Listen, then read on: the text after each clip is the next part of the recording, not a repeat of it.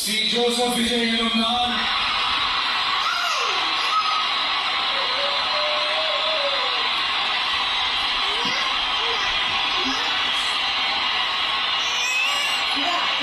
சட்டப்படி அமைக்கப்பட்ட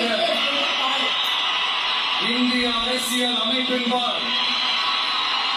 உண்மையான நம்பிக்கையும் மாறா பற்றும் கொண்டிருப்பேன் என்றும் இந்திய நாட்டின் ஒப்பில்லாத முழு முதல் ஆட்சியையும் ஒருமையையும் நிலைநிறுத்துவேன் என்றும் தமிழ்நாட்டு அரசின் முதல்வர்